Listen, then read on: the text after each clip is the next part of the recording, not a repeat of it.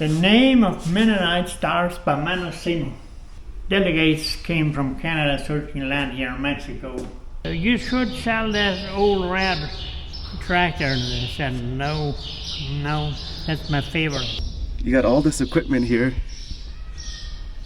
Wow. Yeah. Yeah. And they got airplanes flying around the whole time. Africa has the highest number of Mennonites in the world. In the state of Chihuahua, there can be about 5 million people, but a lot of the tax revenue, the tax base, comes from the Mennonites. The Mennonites pay by far the most taxes. I think we will lost our culture. Well, I would suggest to live more simple and love each other more love to God and have more time to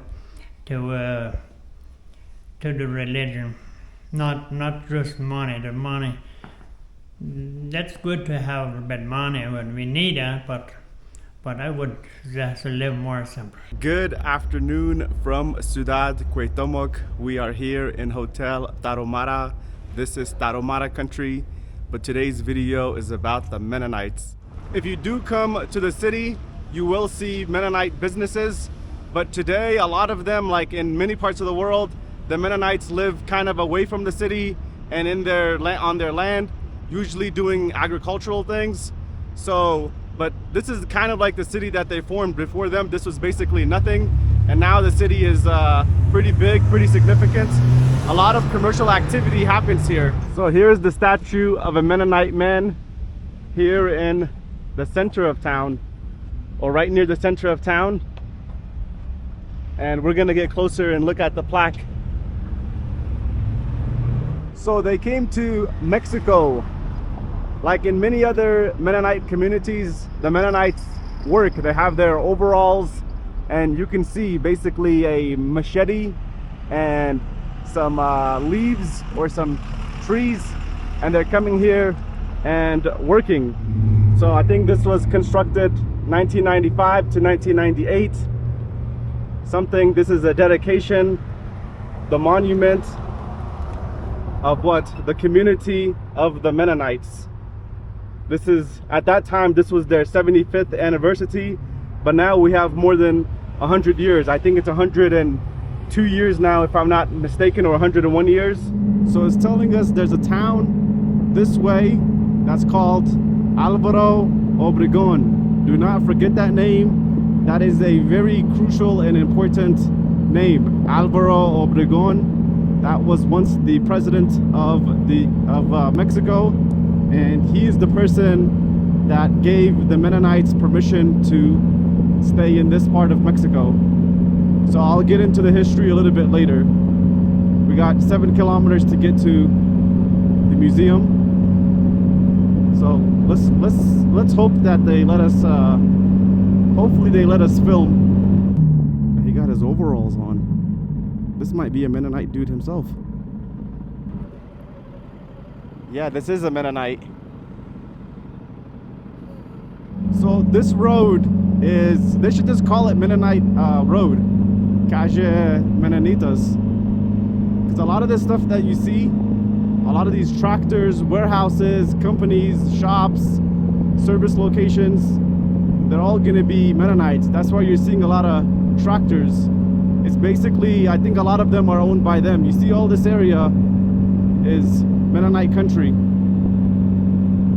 Anytime you see Campo in this area, it's mostly going to be them. You see all these tractors. This is all Mennonite country. I mean, doesn't this kind of like remind you somewhere in the United States with all the billboards? Because in many other parts of Mexico, you don't really see this amount of billboards.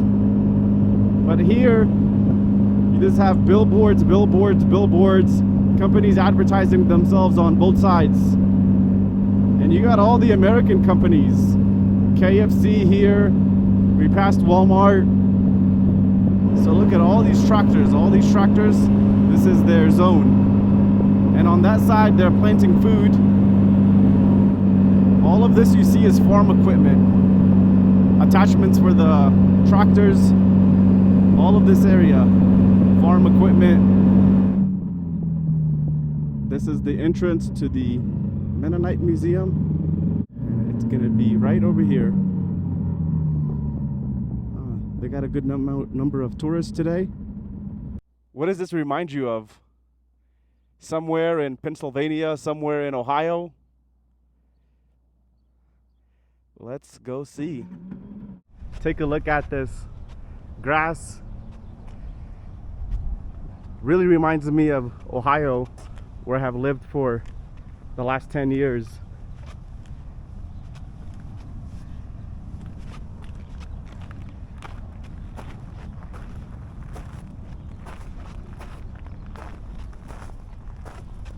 Look at the construction, the doors, very, very reminiscent of Midwest United States. The grass. You have the old John Deere here. There's a lot of big companies in this world, but is John Deere not one of the most important ones? Because of John Deere, a lot of agriculture, a lot of people have been fed. A lot of places have avoided starvation. A lot of people have become wealthy. John Deere has to be one of the most important companies in this world. Maybe not based on market cap, but based on what it has brung to the world. I think it's definitely should be one of the most important. So I took the tour, but they did not allow any filming because they want to preserve what's inside the museum to make sure that it's not on the internet and that people actually come and visit the museum. I actually think it will create more tourism, but that's their rule.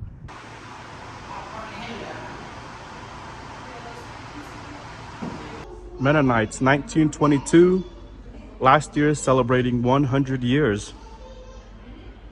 This is the founder, Meno Simmons. This is where the name Mennonite comes from as well, and it is with him where the Amish also come from. It was a Amish dude, Jacob Amen, a follower of him, and he decided to split and become Amish. So this is the founder. This is a Mennonite store here, and this is some of the things that they produce. I think this might be jelly or jam of some sort. And of course, they're very popular for their cheese. And this is all the different variation of cheese that they sell. I know Oaxaca has pretty good cheese, but... And now this is like packaged. You can buy this at the stores. Sunflower seed, dried beef jerky. This is the apples. Mind you, this is a lot of the apple orchards are owned by the Mennonites, and this is a lot of their business. This is what it's based on. This is apple drink here, and then you have more apples, apple drink, and then you have cheeses and other things. You got sweet milk here. You have quilts that they hand make, I believe. The women hand make this. And then you have the books that's in Spanish that you can also purchase. Most of the people that visit here are gonna be Mexicans, so Spanish is the main language. But like this book is English, Strangers and Pilgrims, How Mennonites Are Changing Landscapes in Latin America. And the reason why it's Latin America is because Mennonites live in Belize, Colombia, Bolivia, Peru, Uruguay, Paraguay. They live in many different parts of the Latin world.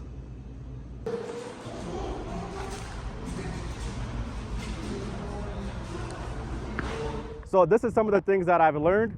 And one of the things is that the average Mennonite family today has about 6 to 8 children. Before they had 10 to 13 children. So it's a growing community. A lot of them will go back and forth to Canada. About maybe perhaps 40% of the population is dual citizens, maybe with the United States or with Canada.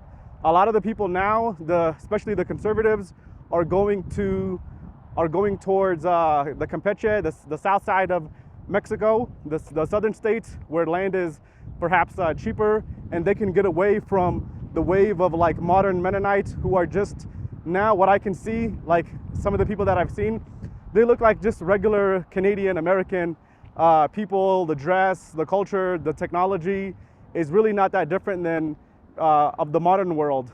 Mennonites are actually very wealthy. When they say to you that we're not of this world, they can say that they don't really like to show that they have a lot or that they dress very plain. Let me tell you, Mennonites, they're not broke. A lot of them have money. What I was told was a lot of the times when they do business in US dollar. So I spoke to Jason. He was a really cool guide. And you can see, like in this clip where he talks about like some of the difficulties that they're facing today is with the water situation. The weather is one of the principal difficulties we have here in this community because it doesn't rain that much. I think it is pretty much all of the difficulties we have as community. And what do you think the future like holds for you guys? Well, I hope that we as Mennonites grow a lot more than we have nowadays in all the aspects, in jobs, occupations, and also with families and communities. I hope that we grow a lot. Is life better before in this community, or is life better now? Now. Why? Yes. Because of how we as Mennonites have grown as community. I think it's nowadays it is better than before. A lot has changed and a lot hasn't changed. The major industry is still agriculture. You can see these tractors behind me, and on this road for 35 kilometers you have nothing but tractors.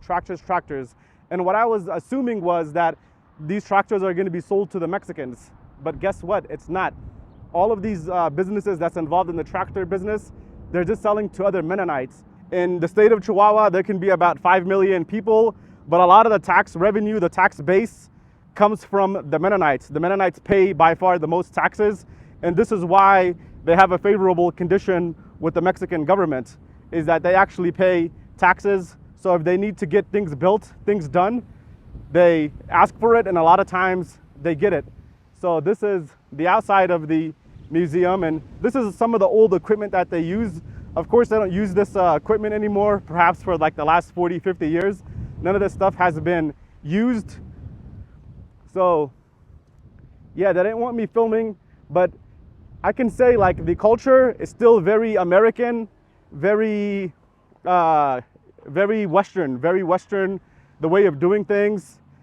So the main things that the Mennonites grow is going to be corn, beans, what is it called? Sunflower. They're also growing a lot of apples. Thanks to the Mennonites, Mexico has apples made in Mexico. Most of the population here speaks English, Spanish, German, with German being like the language that's taught in school. And that's the language where a lot of them have to learn to graduate from high school. Their English is really good. Like Jason's English is really, really good. He said his German is just like that, and his main language is Spanish. This is Mexico after all. Can you say something in German? Yes, it will be Accent sehr glücklich, dass du hier sind, because I am pretty happy that you are here. And can you say that in Spanish? Sí, estoy muy agradecido que nos pudo visitar el día de hoy. You have two major groups of the Mennonites here. You have those that are still very ultra conservative, and then you also have the progressives. A lot of the people that's going to be working here, they're going to be on the progressive side. Now, some of the things that the progressives do is that they marry outsiders. So Jason, his mother was a Mexican lady who decided to get baptized and converted to Mennonite. So today, a lot of the younger children, they go to university to become doctors. And what I liked about them is that, yes, they study everything, but they mostly study things that's important for the community. So civil engineering, being a doctor, learning how to use equipment, things that benefit the community is what a lot of them study. And the same thing goes for the women and the men. They basically can study anything they want. If you ever come to Chihuahua, come to Ciudad Cuauhtémoc. The museum is actually real nice. It's only 50 pesos, $2.50 or so to get in. If you reserve beforehand, it's 30 pesos, so about a little bit more than $1.50. The tour guides, they speak many different languages, so whatever you speak, they're probably gonna have it for the most part. It's a very clean place. It's a pretty good tour. They just did a really good job at designing it and putting a museum together. It's a very worthwhile visit. So I would actually say come and spend a few hours. So we're gonna get on the road now. We're gonna go see more farm equipment, and we're gonna go to the restaurant, to Los Arcos. We're gonna go taste Mennonite food, and I'll let you know how it tastes. So a lot of these construction projects is the Mennonites. A lot of this land that you're looking at is gonna be Mennonites. Anything on both sides is gonna be Mennonites, at least for 35 kilometers, and all the way towards the US border, you're gonna find Mennonite communities. The stricter ones, you're gonna find them more north, but let's go to Los Arcos and let's go try some typical Mennonite food. So this is the Mennonite restaurant.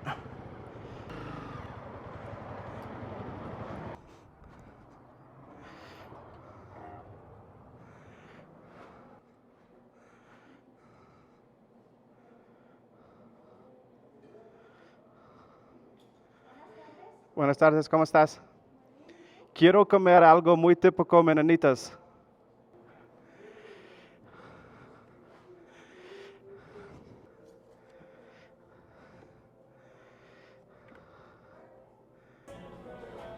¿Listo para ordenar? Ok, sí. Primero dame, caldos posible, ¿sí? Dame, ¿qué recomienda? ¿Tortilla o dame tortilla? Ok. Orden. Ok. Ok, en este menú, ¿a qué cosa es, cómo dice, algo típico menonita? Este come mucho. ¿Este tiene cerdo o no? ¿Puerco? La chorizo sí, pero la otra no. No quiero puerco. Ok. Pero los dos es muy típico. ¿Qué otra cosa?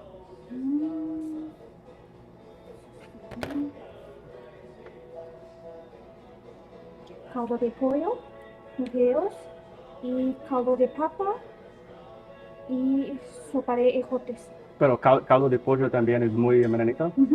Pero preparado de una manera diferente de otros mexicanos. ¿O exactamente lo mismo? Sí.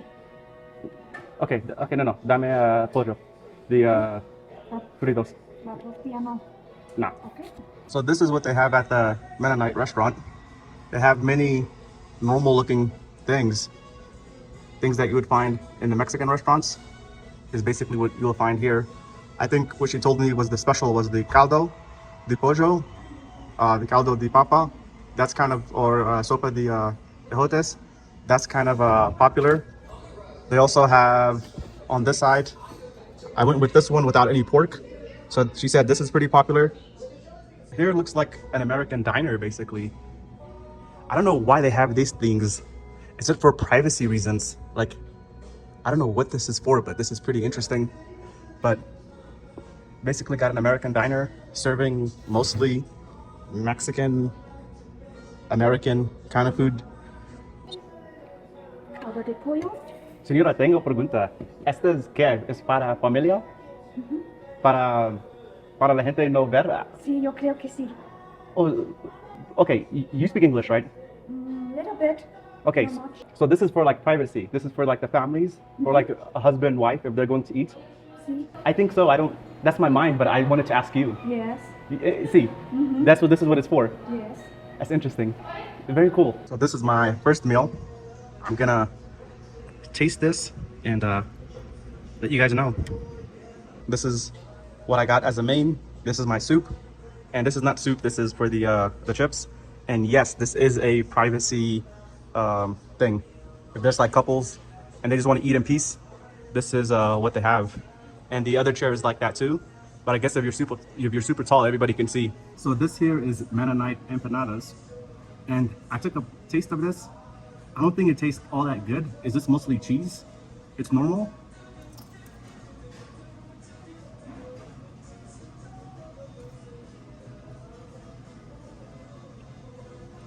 It's very heavy in cheese.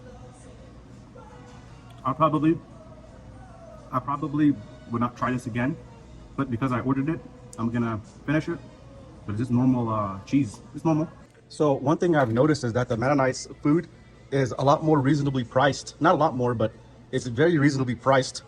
I would assume that it would be a little bit more expensive because it is a little bit touristic, but for what I got, this is definitely priced pretty well. I know that the caldo de pollo is more expensive in other places, and even the food that I got, what is this? Ren ake, is, I don't know what to compare it to, but I think empanadas can be more expensive. So good job for them. Thanks to them. So why is this called Ontario Plaza?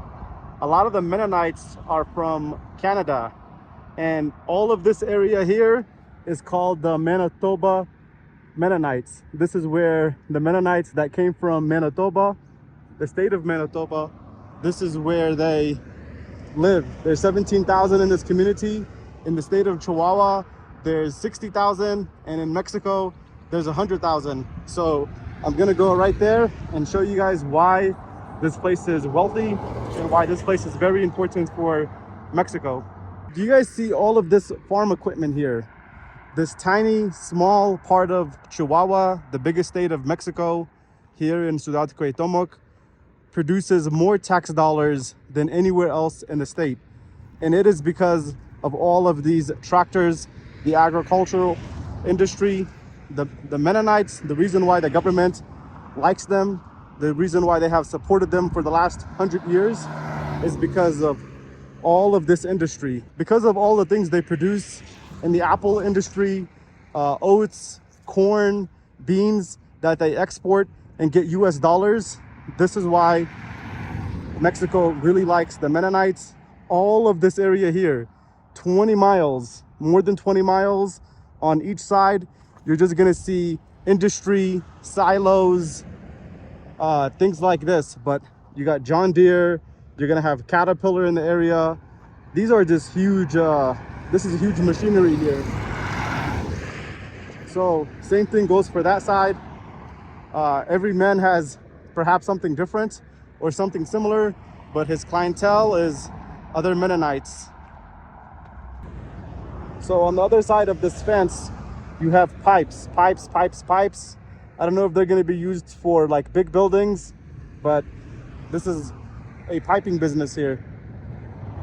So all of this is the land of the Mennonites. Everything we've seen just now and everything on this side is Mennonite territory. And I think I'm gonna continue to say it, but they have the absolute best homes in Mexico.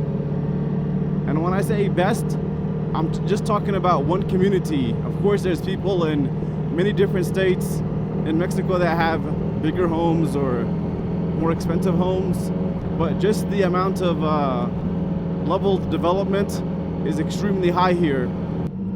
So this is their cows. I'm noticing they have a different breed of cows.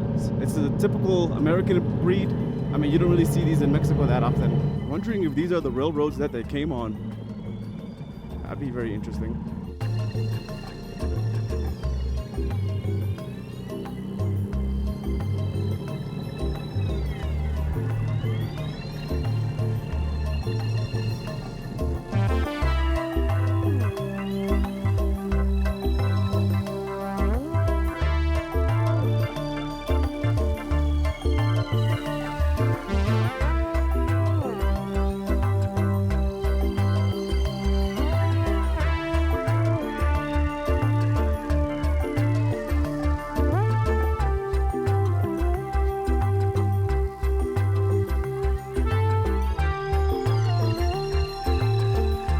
So I know this is a video about Mennonites in Mexico, but let me quickly give you guys a population of the Mennonites across the world. So in the United States, it's the country with the most Mennonites at 500,000. Ethiopia has 310,000, putting Ethiopia in number 2. You have the Democratic Republic of Congo, 225,000 people. Canada, 150,000 people. Indonesia. How did the Mennonites get to a predominantly Muslim country? Indonesia, you have 100,000. Tanzania, 66,000. Thailand, I didn't even know Thai people were Christian. 63,000. Zimbabwe, 50,000. Germany, 47,000. Paraguay, 36,000. Kenya, 35,000. You have Mexico at 100,000. You have Angola at 30,000, and you have Bolivia at 27,000. So if you add all of the countries by continent, Africa has the highest number of Mennonites in the world. And when you think of Mennonites, you mostly just think of white, German, Dutch looking people. So let me quickly talk about how the Mennonites came to Mexico. So originally, Mennonites are from Germany, the Netherlands area.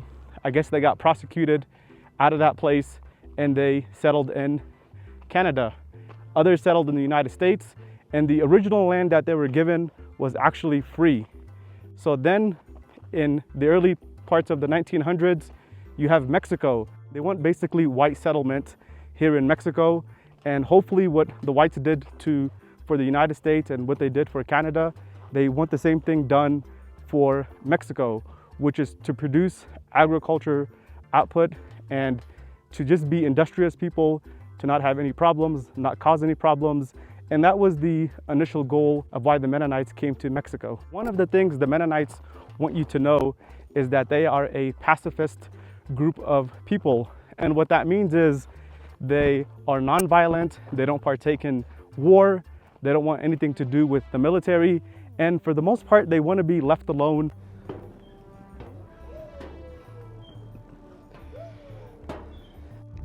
All of this land here is Mennonite territory.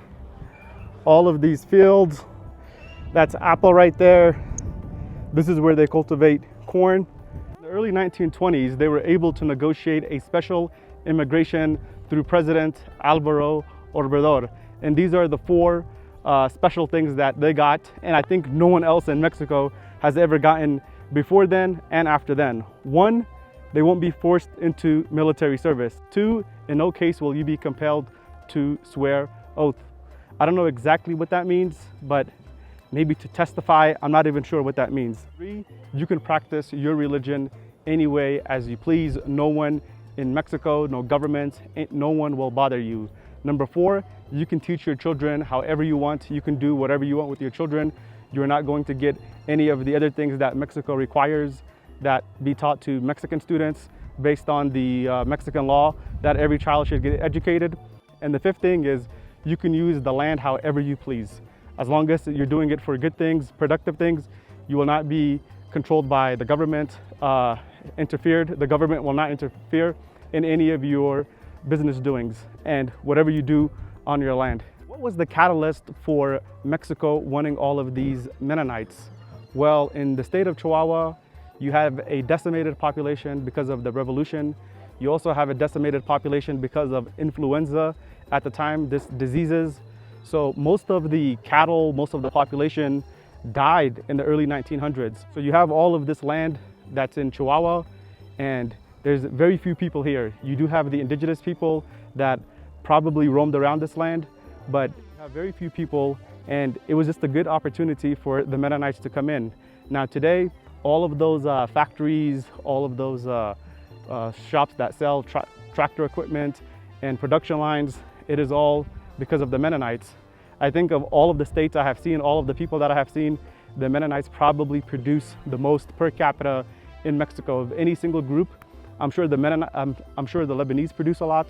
I'm sure other small groups produce a lot of things, but on a per capita basis, the Mennonites, with the amount of land they have, with their access to the United States market, to the Belize market, to the Canadian market, I think they're a group of people that's very hard to beat and to compete with. All of this land, as far as the eye can see, right near the mountain ranges there, on both sides, all of this area here is going to be Mennonite land. I mean, the amount of infrastructure that they have, incredible. They charge you $5, $6 just to come here. So they definitely make money. This is the apple here. Now this comes at a very high cost. And one of those costs is a lot of water is used to keep all this up. And Chihuahua, it's a very dry state. It's not getting rain as it did before. And for the other local people, it is causing a negative impact. But for them, it's just like, hey, let's pump and pump and pump. A lot of the water nowadays is through the water wells. So in Mexico, you're gonna find Mennonites in many different states. Chihuahua does have the biggest, but now you're having Campeche. A lot of the people from this state that are more conservative, have moved to Campeche. But you're also gonna find a population in Durango. So in 1921, let me just give you an idea of what they bought. In 1921, they initially settled on 91,000 hectares, 225,000 acres. In Durango, they bought 35,000 acres or 14,164 hectares. So these rooms here, they're cabins and they cost about $200 a night. I actually think that's a really good deal, especially with these views, fresh air. I mean, it's very well built. So props to the Mennonites for building something that nice. See, yeah, all around the area they have cabins. I've yet to see in Mexico a group of people live this good. Incredible. I think they're having a wedding of some type of sort, or a graduation or something. So let me show you guys a Mennonite home. This is a modern Mennonite home here. Just like how they would build something in the United States, this is their neighborhood, but they have beautiful homes. Yep, and these are these Mennonites or Mexicans? These are Mennonites. They're living good. They are living good. Props to them. Props to them for living this good.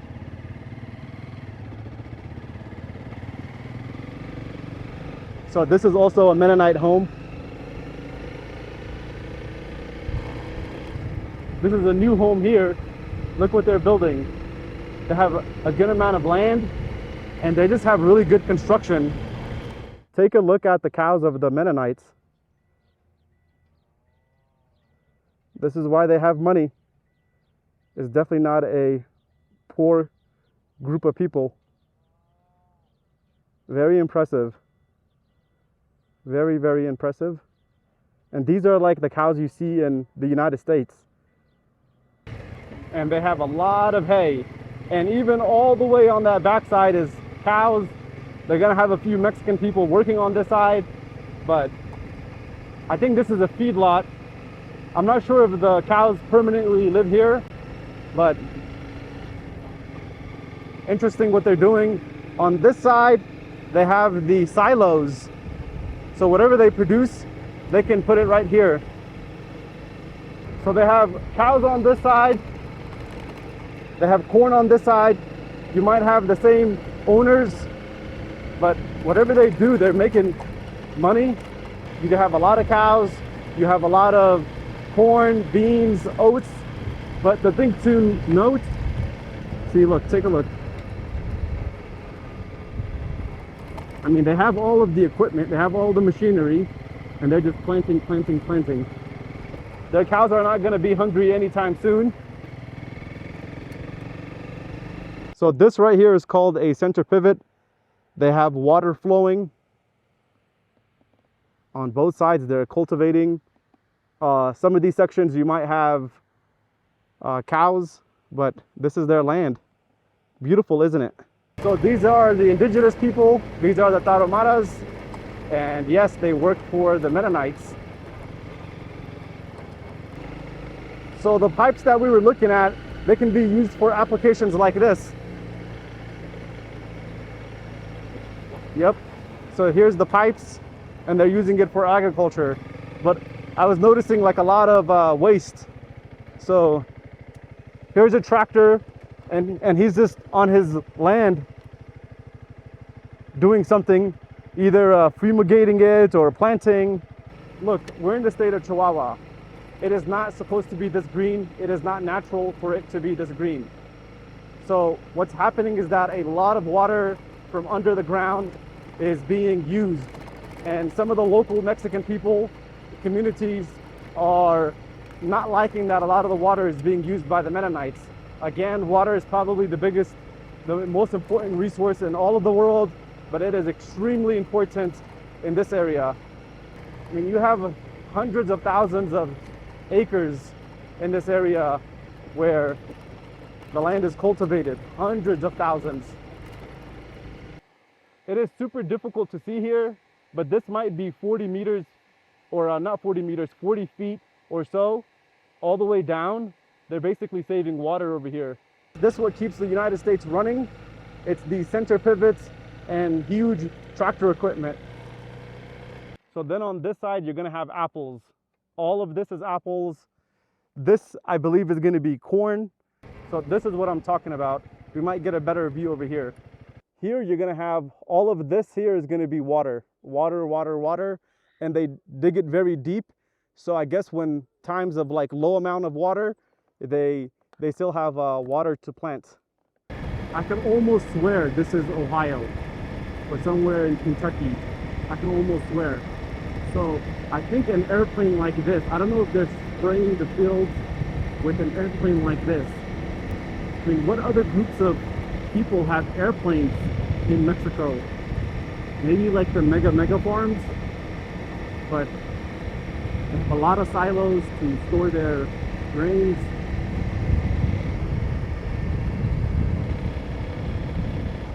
So some of the more humble people, they might live in places like this, but I don't know who lives in places like this. If it's them, I know all of these homes, like they have AC. Like look at how big this home is. I mean, they're secluded, you don't really see. They have like trees covering it. And the construction is the same exact thing that they do in the United States. Wow. You would think this is America. And they got airplanes flying around the whole time.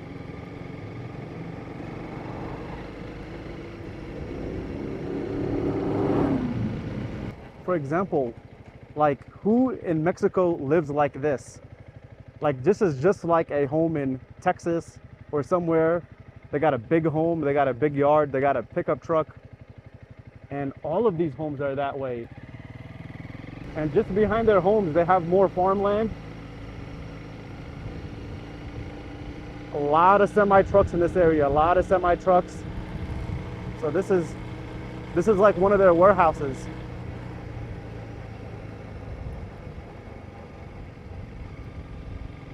Impressive.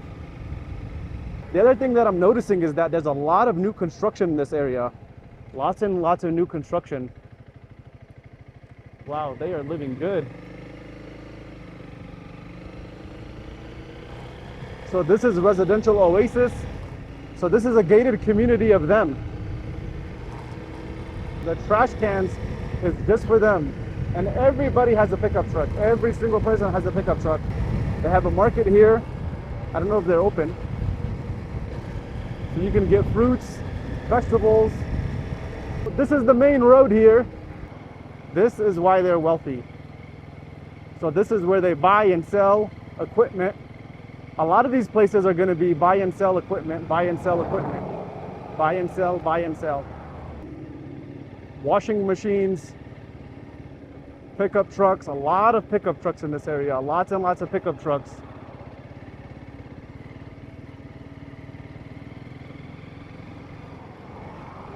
This is older equipment here, and whatever you want, whatever your budget can afford, they have it.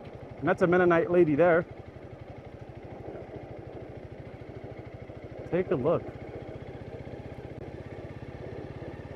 I mean, you would think you're right in Chillicothe, Ohio, but less drugs, less opioids.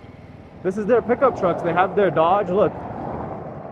See, they got all the brands. So this is a Ford, GMC, Chevy, Dodge, Chevy, Jeep, GMC. One of the things Mennonites want to convince you and convince themselves is that they are not materialistic. But I would like to say Mennonites consume way more than the average Mexican. They consume a lot more water. They consume a lot more fuel, gas, just resources in general, concrete. Now, take a look at this. How much do you think this cost, this tractor? All of these tractors in this area is owned by them. What do you think the cost is? A few $100,000? Do you think that's not materialistic? Do you think that's not of this world? Do you not think this is a worldly? So I think they give you this illusion kind of that they're just like humble people that don't want to be part of this world or consume a lot, but they consume just as much as the average Canadian, the average American. This illusion that they're on horses and that they're just not having a lot of waste, I think is something that even that I thought was true. But when you walk around and you see those big homes, they're as big of a home as anywhere in the United States. The amount of quality, the amount of material that goes into them is a lot. So I think I don't know what to think of it, This is Clínica Tres Culturas Dentistas. So it is the three cultures, which I think are going to be the Mennonites, the regular Spanish people, and then the indigenous Tarahumara people. And there's a lot of clinics, hospitals that the Mennonites operate, and people even come from as far as Belize to get work done. And I'm sure even other places, but I guess some of the services here are going to be catered towards the Mennonites. So do you see this trailer here? This is a Mennonite trailer, and this is where they keep their food for the cows. This is the trailer, and it's a dual trailer. So let me get closer. Take a look. Mino Pro.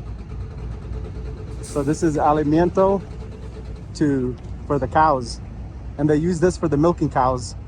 And it's supposed to be this trailer, and then they connect it to another trailer on that side. But it just makes you think, are the Mennonites really in the business of just believing in God and not worrying about this world? Or are they in the business of making money and consumerism, materialism? Because you don't get all of these tractors and this big business with just wanting to believe in God.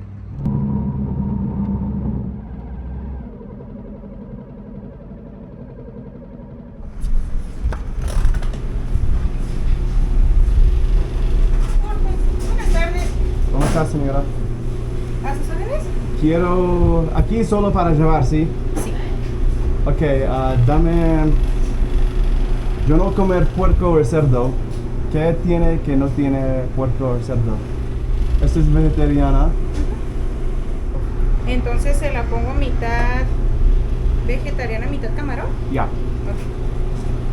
Aquí los dueños es mexicanos o menonitas. De aquí de Mennonitas. Todo aquí es. El corredor sí es Sí. Mennonitas. Muy bien, ¿sería todo? 188.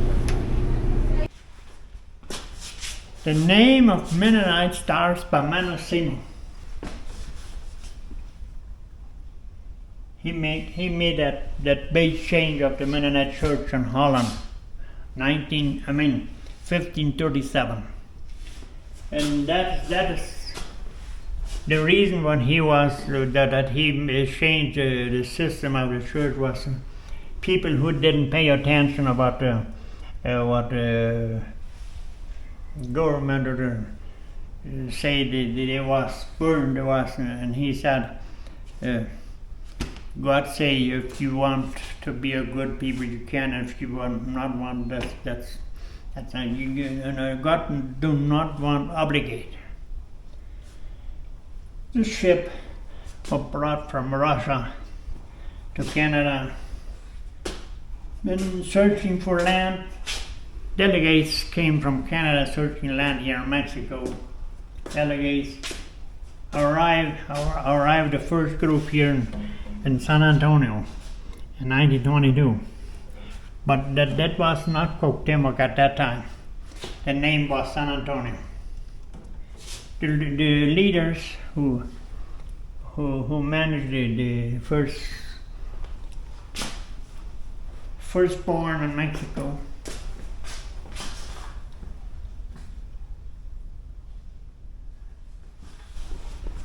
my grandparents. Your grandma and your grandpa. My grandparents' parents were in Saskatchewan, Canada. And was this their home as well in Canada? Yeah. Okay. My grandparents' first home in this camp over here. The house of my parents, me and two sisters. This house is still there. Is this the first is this the first house built in oh, this is the first house built by the Mennonites. No, not by the Mennonites, just here, Terry, and this village, 1933.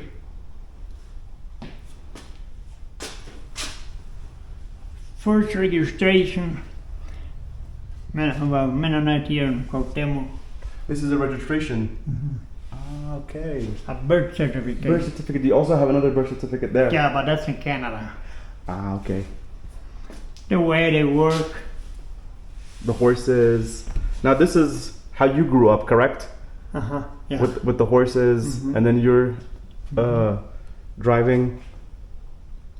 And then as time goes on, this is the 1920s, the 1930s, the 1960s, and in the 1960s, you guys already have like tractors, big tractors. No, we still didn't have, but the new church, I mean the liberal church, they had trucks at that time. What is this? 1945. A washing machine, dry, putting a motor engine, thrashing. What is this thing for? For the horses? It's a horseshoe. It's a horseshoe. And then that's the first doctor coming to this colony in 1937. Or the Mennonites was 15 years without a doctor over here. They have some people who knows about medicine like that, but they didn't have a doctor. And this is our family when we celebrate 50 years married. you and your wife. And when we was young, one day we was young also.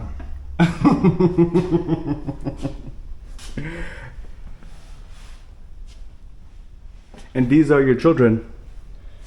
Yeah, this is our family.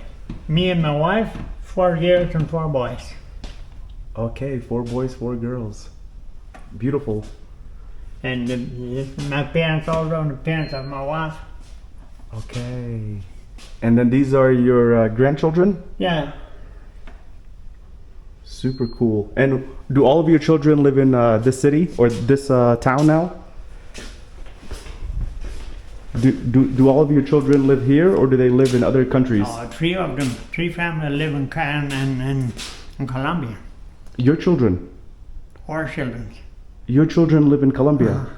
So you visited your children in Colombia, correct? Yeah, I've been visited there. And what's the difference between that community and this community? Like you've been to Belize? Oh, they have a lot of water and they have a lot of rain, and that's what we don't have much water over here. It's dry land over here, and sometimes we don't have a crop. And in Colombia they have 2 crops a year. And what do they produce in Colombia? What do they grow in Colombia? Soybeans, corn, rice. Is that very normal to have a very big garage? Yeah, we believe we need that. Probably we wouldn't need it that big, but it's good. It counts.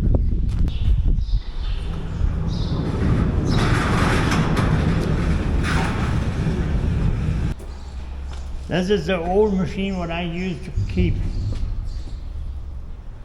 This is your first machine? No, first of my dad. I made the wagon.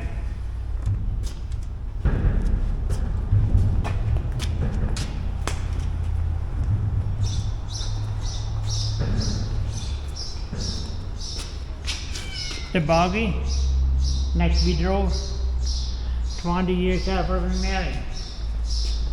Well, that's not the same buggy, but it's the same. When I bought a pickup, I sold my buggy, man. After that, I bought a buggy again. Now, for how many years was this a traditional form of transportation? For how many years do the Mennonites use this? 50 years, around 50 years. And when did you guys start going into the trucks, the pickup trucks? 1983. Myself, but in 1960 began the war of. Really? Oh, it was. The 1960s was the first ones, the first people. Yeah. Okay. And so this is what is this? What is this called? It's a combine. We could call it a thrashing machine if you want. So this is a combine, and what is the combine used for? What is the purpose of the combine? The thrashing. Depending on what you put on the front. You can thrash corn, you can thrash beans, you can thrash oats. You just have to change the top. You can see that here. And what year is this John Deere? 85, probably. And are they still operating? Is it still in operation? Yeah. I don't use them anymore because I rent my land. I can't work anymore like that. And do they use this tractor to work your land, or do they use a different tractor? I just keep that here. Okay. If one day who rents my land who wouldn't need that, instead they would couldn't thrash for some reason, then he could take. What is this equipment? What is this piece of machinery? It's a stationary thrashing machine. And what is the purpose of this?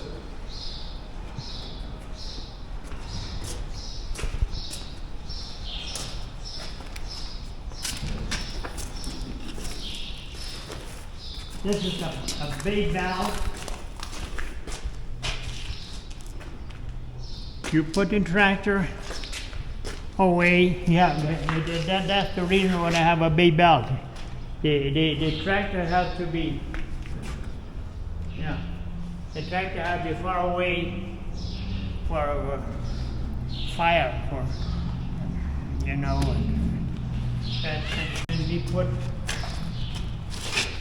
we used, at that time when I grew up, we used a kind of binder like this. Okay. He cut the oats and make bonnets.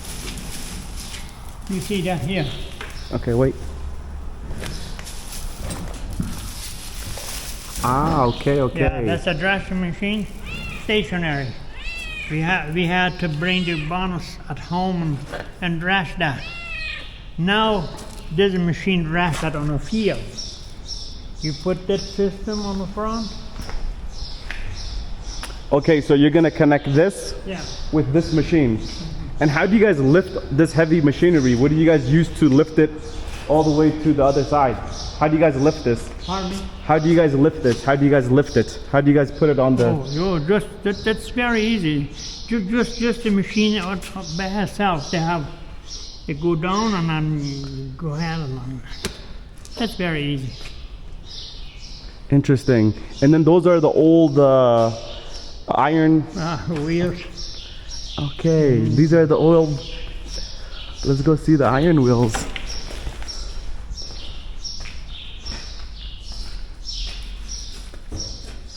Wow. And this is also your horse equipment here. This is for a pony. And this is a gift. This saddle has been using in the Civil War in Mexico, 1910. Wait, say that again. They were using this in the 1910 Revolution. Yeah, and some of my friends have been giving me that because their grandparents have given that to the family, and the family said, I want to take care of it. I will give you that. Interesting. And I take care of that. I said this. And this is this rubber wheels or what is this? This is rubber. That's rubber just from old tires. That's iron wheels. You can from the fabric. It's iron wheels, but And what is this stuff? Your tools? yeah, but that kind of lamp. We use this kind of lamp before we have electricity. And there's gas inside. Kerosene? There's kerosene. Okay, and then you also have your iron wheels over here. You have your belts. Well, it's for some use, but not for the wheels. How long has it been since you've worked the fields? Oh, last years I did still. And what were you producing? What were you cultivating? Oats and beans. Oats and beans. Okay, very interesting. And this is a washing machine? Yeah, this is a washing machine. Super, super neat. And how long have you been here? How long have you been? Has this building been here? How old is this building? Oh, this building is 15 years probably. 15? Yeah, that's not much. Okay, 15 years. And what did you have before? What was it before? Before it was a different one? No, outside. I had a machine outside. Okay, John Deere. It keeps longer if we can't have that inside. Now, what is this? Perfect. What is this machine? This we call it a swanner. Swanner. They cut the oats and put the row, and then it dries. And then you go and pick that up to thrash. Or if you want to go pick that up with a baler to make the bales for feed. This is a baler. And you know how to operate this, correct? Like you know how to ride all of this equipment, you know how to operate. Oh yeah. Oh yeah. But when just feed to me, that's the beans what we grow. This is coming from your land. Wow, this is so cool. Pinto beans. Pinto beans. If you're hungry, it's very, very good taste. Now, is this organic or are you guys? No. For how many years has it been not organic in these farms? 60 years ago. I mean, just look at how big the tire is. Wow, this thing is huge. You can go up if you want.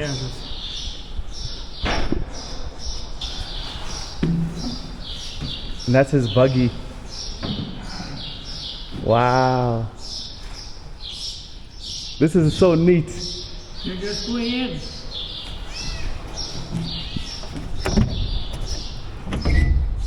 No way. Wow. Talk about a day. You got all this equipment here. Wow. I mean, just look at the view from the all the way here. This is the steering wheel. This is where you change your gears. Wow. Take a look at this.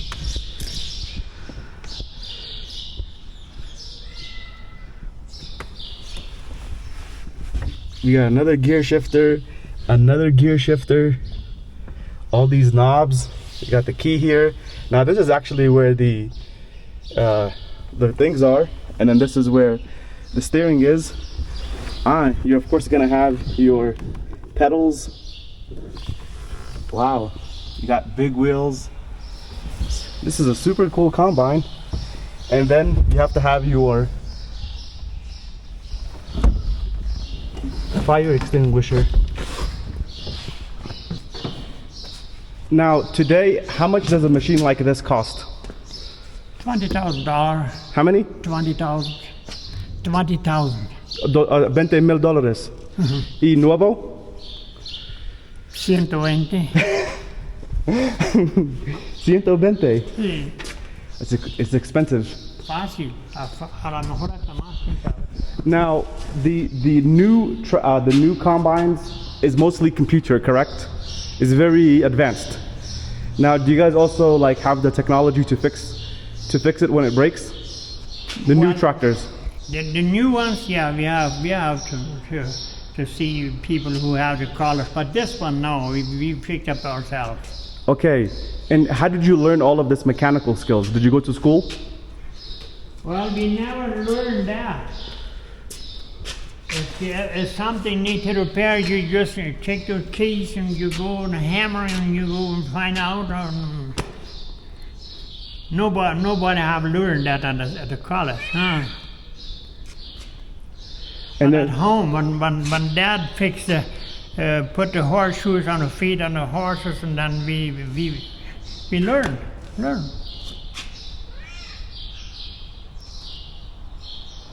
wow, this is so cool. And when you came, when you were born, how many meters were you guys drilling for water? 150, And today? 600. No. Meters you call meters? Yeah, A foot. drilling the water. Yeah, but When you were young, how many meters? Foot or a meter? No, give me meters. Whatever is easy for you. 100 meters. 100 meters. And today? 300. Or 250, and we don't have much water if we go that way anyway. This not an area would have a lot of water, no. So what do you think the future holds for a place like this? If you guys depend on agriculture and there's not a lot of water, what do you think the No, future? but I don't irrigate. Just rainfall. If we have a crop, it's good. If we don't have, you have to survive somewhere. 4 years ago, we didn't have rain. And how's the rain situation? Is it getting more difficult? Is it getting Well, we have to buy the feed for our cattle. But this is from your grandfather's days. This is what you guys initially used. So you would have this, and then you would have a horse? This is it. Put it here. I have one horse, just one, to put it on the buggy, but not two on the wagon. And then what is this tractor? This is a seeding machine. This one. The truck is full grain. When we have grain on the field. And how long have you guys had this truck for? Can't remember, 20 years, 25 probably. But I use them just for 2-3 miles. And you don't use them much. Just to get the grain from my crop. And what's your favorite piece of equipment here? What's your favorite machine? Your favorite machine? Your favorite machine? Yeah. This one, this red one. Why? I don't know. I love them much. My boy says, used to say, you should sell this old red tractor. And I said, no, that's my favorite. no sale. Do they still? Do they? Probably because it has been helping me much. This is not that expensive. We couldn't buy a John Deere tractor, and this one is not that expensive, and he helps me to grow. Probably that's the way what I love it.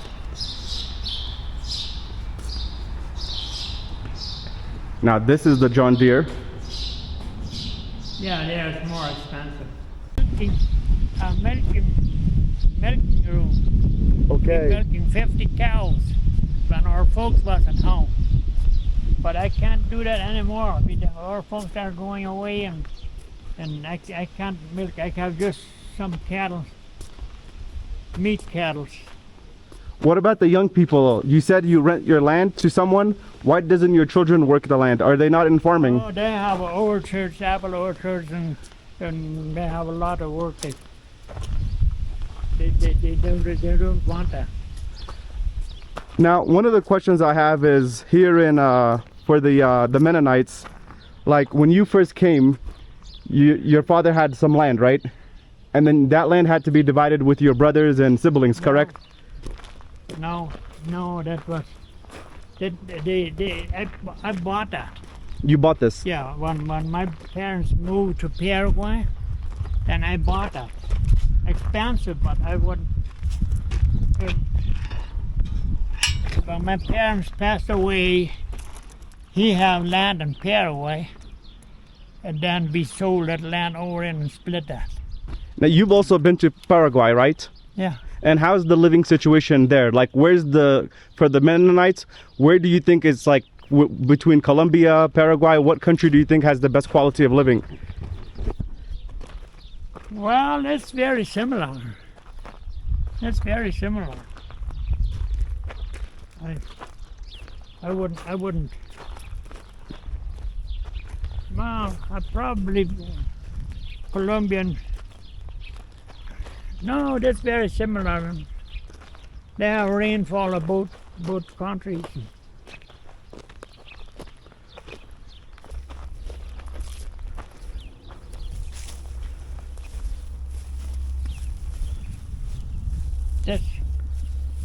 This is the motto of it.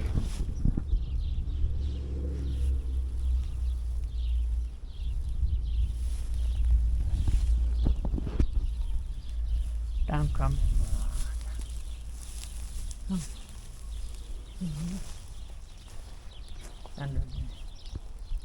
Under this one. No. Under this. I'm coming. No. Really?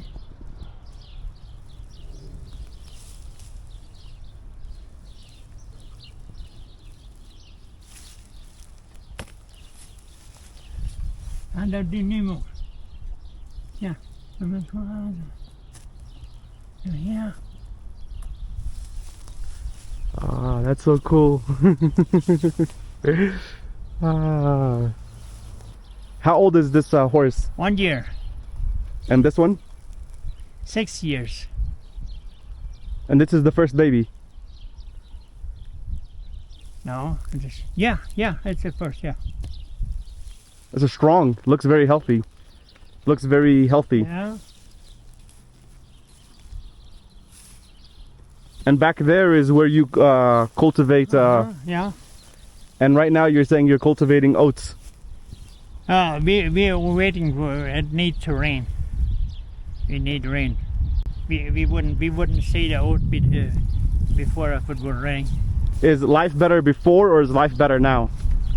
That's better before. Why? Keep it cheap, slower, more simple. Live more simple. And what's why is today not as good as before? Like, what's the problem with today? People have more money. People have people have more money. And that's a problem. Well, yeah, that's the problem. More way to move. Telephone. And what impact has the internet had in this community or in your life or your children's life? The internet and cell phones. Well, the internet that much, not that much. A lot of people. Well, I can understand that. I couldn't. I can't even not see if I have a message on my phone. I cannot see that. But the phone, it's the phone robs the time of the young folks. Until they would pray for a meal. We have been, me and my wife, and we have learned that a prayer before we have a meal.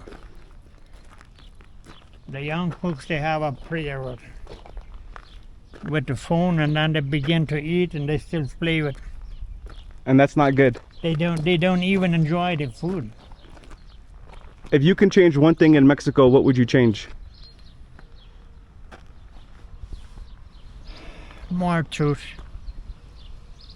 More truth, that's all. And what about here? If you can change one thing in the Mennonite communities, what would you change? Live more simple. So you were explaining this is by far the biggest colony in all of Mexico. Yeah, this one. Manitoba. And why is it called Manitoba? This people came direct from Manitoba, Canada. And this people came from Switzerland, from Saskatchewan, Canada. Okay. And then they bought 100,000 hectares.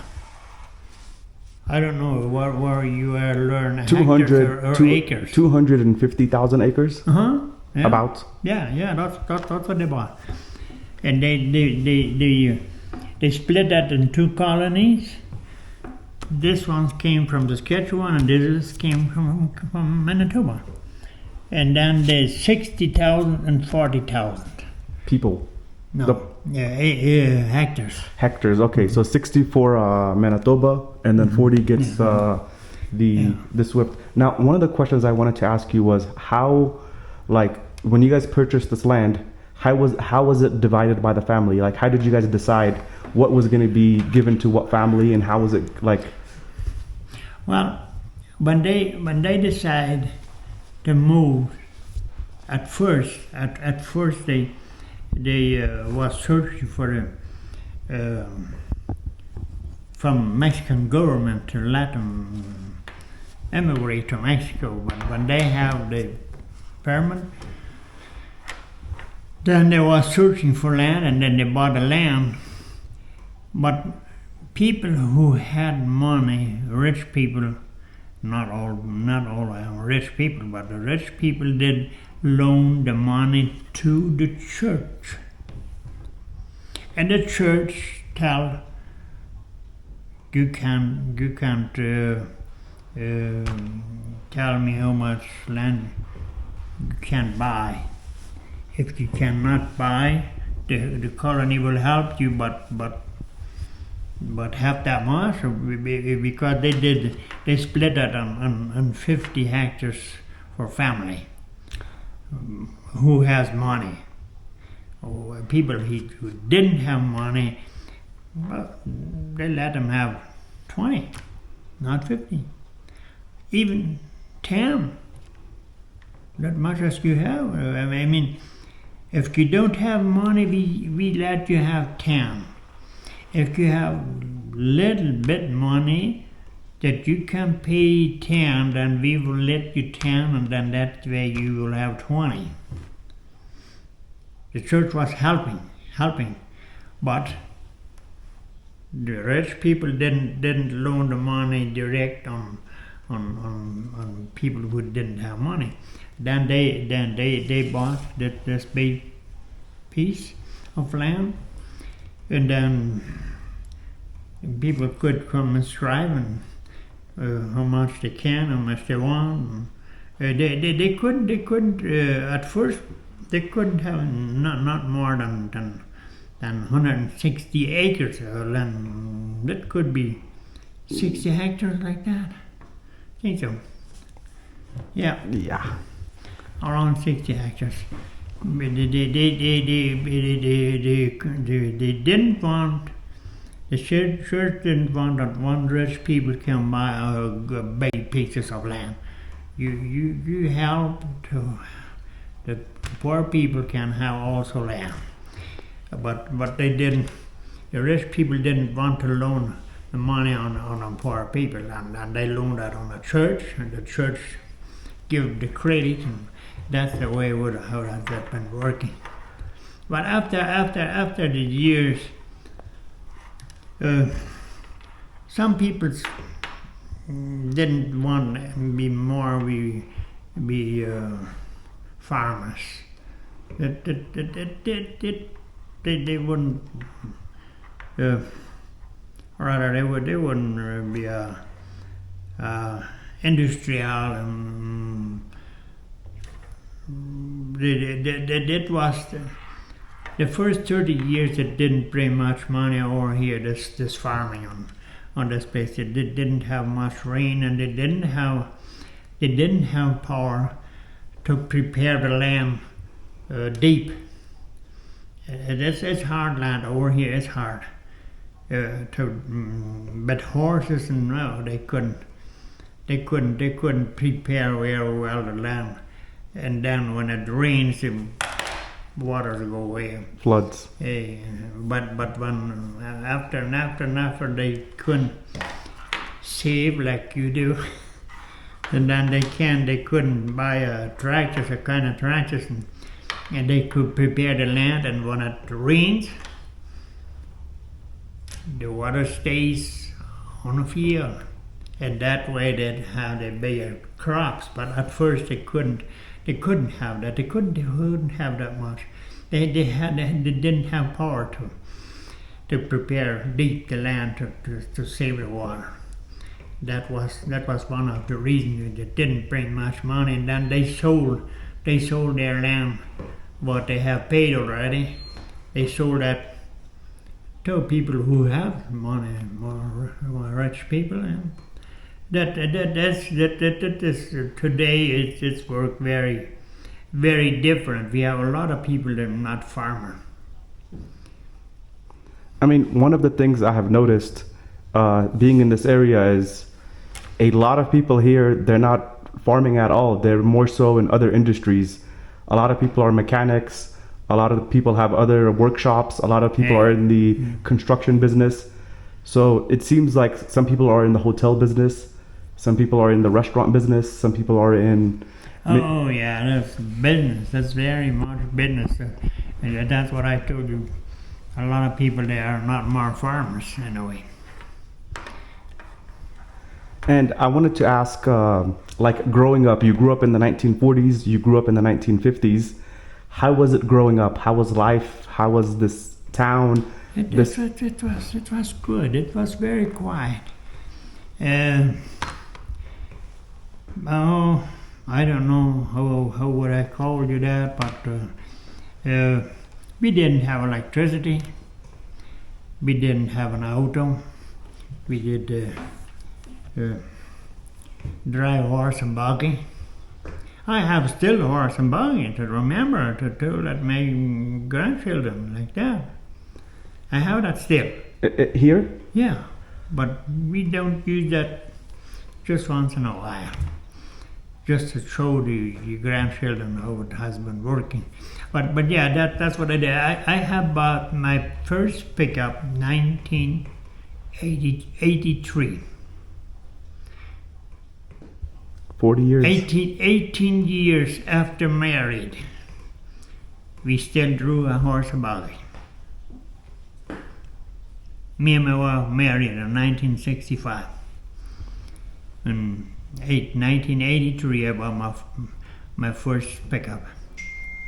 The church didn't real tell, yes, you will change.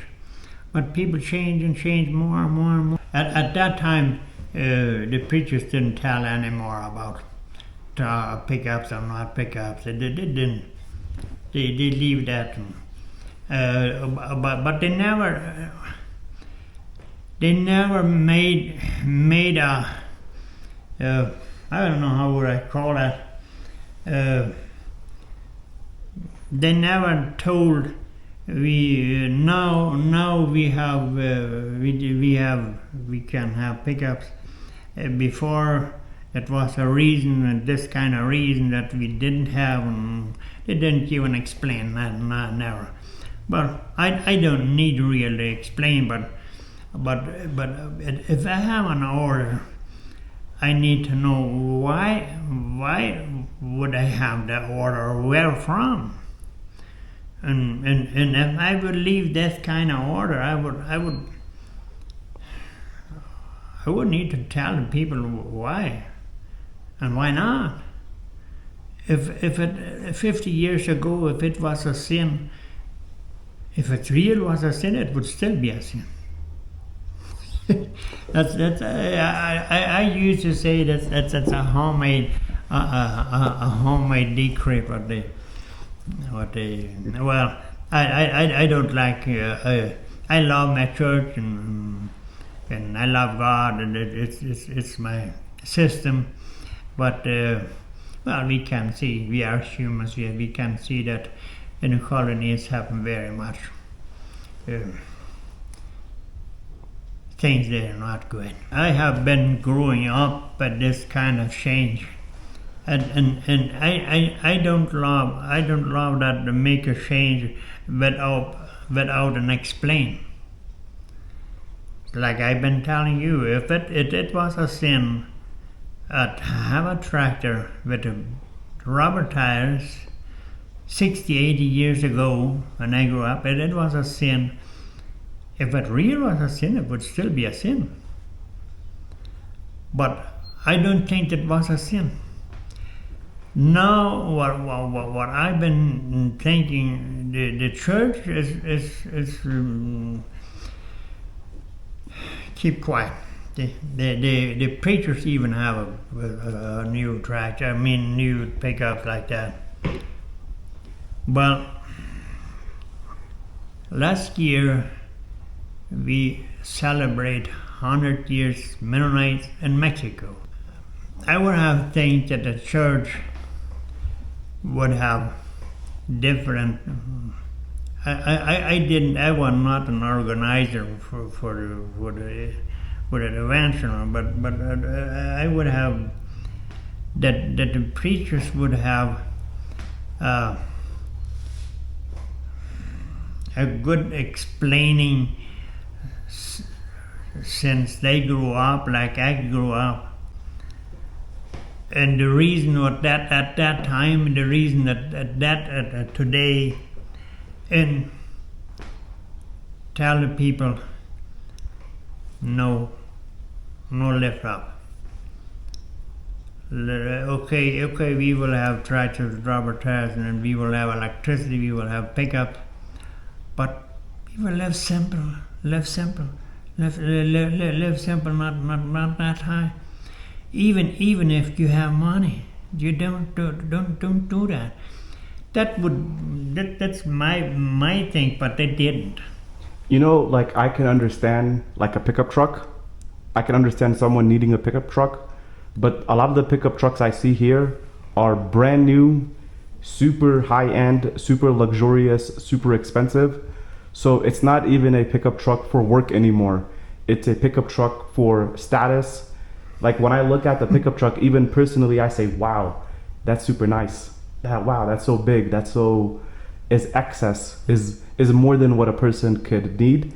So to me, I think of it like American consumerism, like where people try to get the best car, the best anything. And I also see that here because I understand if something is for work, but it's not like a simple pickup truck. It's a very super nice, brand new. They don't even use that in a working place. I know that.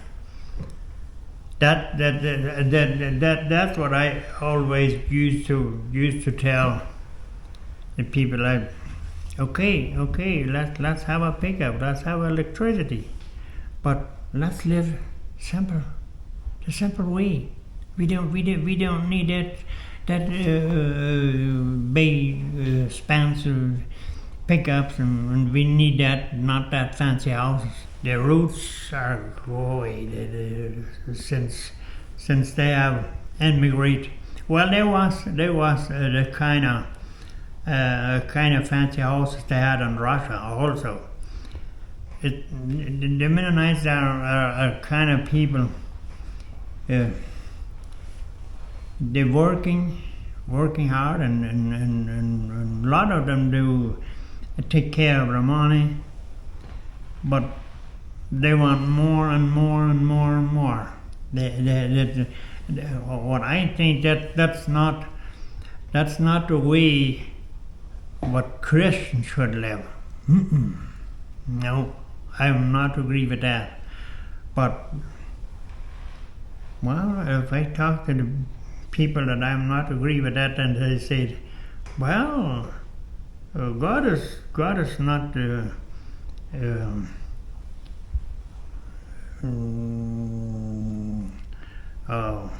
en contra, no sé.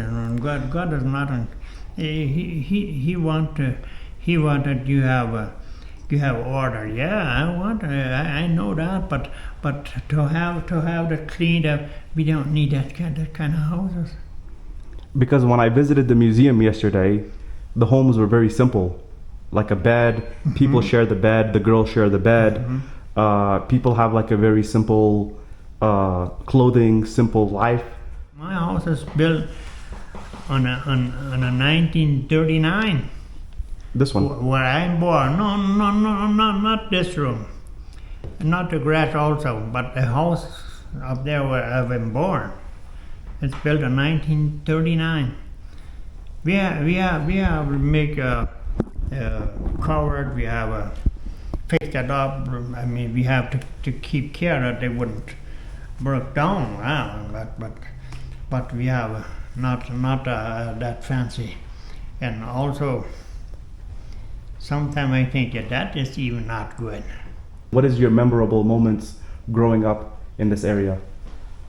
Well, one of the things I believe that people helps each other. They couldn't keep that big horses what they brought from Canada. They didn't have enough feed because they didn't have real crops like I've been telling you.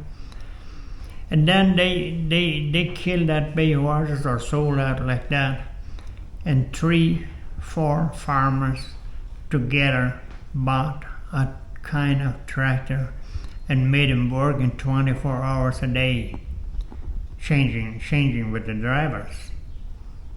I mean, to prepare the land, they couldn't. But if 2, 3, 4 farmers can together have a tractor, today they couldn't have that. And why? Because they have money. They do that when they have to do that, and that's what I don't not agree with that. We should help each other, even if we have money or if we not have money. If we call us, the colony, I mean the church, we call us brothers. And if we are brothers, we wouldn't give the hands who need that, no matter who it is. And if we would do that, we wouldn't have money to buy to build that fancy houses and the new pickups. Government for this whole places. And every group has their own managers. Yeah. And then what is up with? That's the new colonies they have started from here. You know, family grows and Atlanta grows, and then they bought more land and more land. But there's people that live here today, correct? From here. Oh, they're from Manitoba. Yeah. So where have the Manitoba went? Is all of this also Manitoba people? No, they buy that. People from here, rich people, and have family and they need land, and then they go together and buy a piece of land and start a new colony. Now, like, is the population growing or is the population shrinking here? It's growing. It's still growing. Not that much, but it's still growing. I also noticed there's a lot of new construction all around this area. You guys are constructing a lot of homes, a lot of buildings. Is that correct? A lot of new construction. Like new buildings, new businesses, new, like everywhere I ride. People used to say that it's cheaper a new house than reconstruction. Really? It's cheaper to build a new home? But because they do that, the big part of the work they do that with machine, and the reconstruction you have to do it by hand. A lot of things what I even can't understand, but well. What are the biggest changes you have seen in the community from when you were a little boy to a teenager to your 40s to your 50s? And you know, I'm driving by horses, and I'm growing up working with horses in a field, me and my dad, and without electricity, airplanes to spray the fields. oh my God, all of yesterday I see all the airplanes. I'm like, what is this? Yeah. It belongs to the Mennonites. From the horses to the airplane. Okay, wait, explain that again. I can't okay, believe that. Explain that again. Okay, so when you grew up, you had horses. We did working with the horses. Planting, it's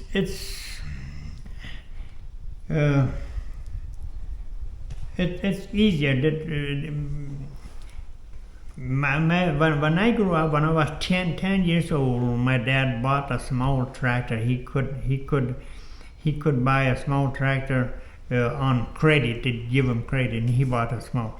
And then when I was 13 years, 14 years, then I drew a tractor, and I did prepare the land. And my dad with 2 horses and a planter, they did plant. That was a good time. I love that. I love remembering that.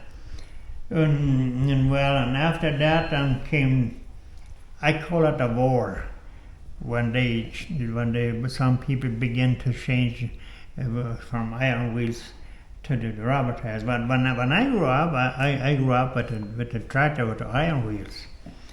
But after that, then have some people that had more crops. They have some places they have more crops and they have more money, and then a group begins to buy the rubber tires, and the church was against there. And well, I call it a kind of war. And then they split even with love, not just material, with love. That's the baddest change what they could have. And but now people works they can. We have people that work for a day paying. And we have people that have 300-400 acres of land. That's what they still call brothers. I can't believe that.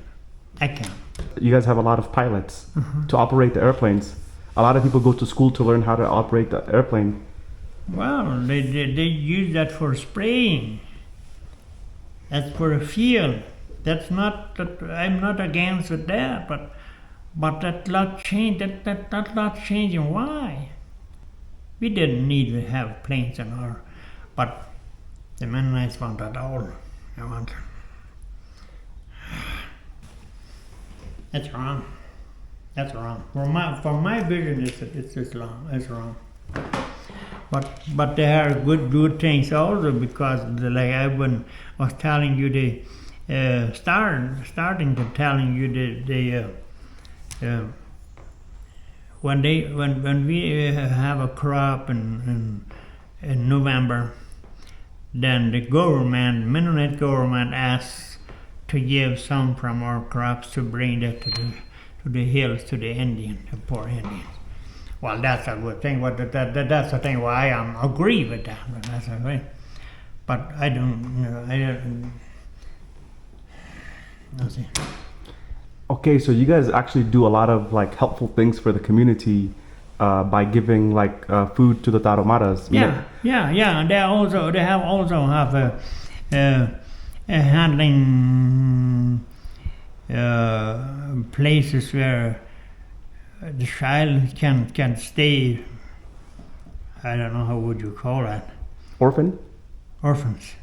Yeah, it's handling by Mennonites, but it's Mexicans. So, but handling by Mennonites, they give them monthly. Each month they bring them. What do you guys produce today in your fields? What is the main things you guys produce? Corn, Oats and beans. corn, oats, and beans. No, oats and beans. Yeah. Okay, no. Majority of Mennonites, what do they produce? Well, and the rain, and the irrigate, they plant corn, but the rainfall, it's not long enough to corn. The oats it's a shorter time, and beans are shorter time, with less water. And the oats, it's a very good product for cattle. We have still a lot of people milking cows. Not all anymore, but we have a lot of people milking cows, and the oats. It's a special product for the milk cows and for the horses also. But we have not much horses. I think in this colony probably we would have 50 horses. Well, I don't know, but not much horses, not anymore. And how is the situation with the apples? Well, the apple is a good. It's a good, but it's expensive. At first you need the land. At second you need the water. At this area we have it's hard to find water. And then you have to have heaters when it comes to cold, and then you have to cover that for the hail. Oh, that's expensive to install that, but yeah, it's good. It's good. It gives working for a lot of people, thousands of people working in the orchards. I've noticed that when I was even in La Junta, all around this area is orchards, apples. A lot of people are working, and also a lot of companies are processing the apples. Mm-hmm. So it's a very big industry. Yeah, it's good. It's good, and it doesn't use that much water. They do that by the small pipes. They don't use that much water. I am not agreed to irrigate corn because I would like to keep the water and but a lot of people they call me I am crazy, but that's okay if I'm crazy. I'm a lot of things where I'm not agree, but I'm nobody to change that. You said that you have family in other parts of the world. Why do Mennonite people move away from Mexico? What are the reasons some people move away to different places like Belize or Canada or Paraguay or Bolivia? Different, very different. Some of some of my uncles in 1958 moved to Belize because they want to see that big change. What has been happening at that time, and a lot of people move, like today they move to Colombia. There's a lot of water, have a lot of rain. They have that's a good place to live today. But I don't know. I don't believe that will in the future would be good, but well, that's not my business, because I don't know that already. We have not a good future in Mexico, I know that. And what makes you say that? What makes you say that? Why do you say that? The government does not have exactly the power to handle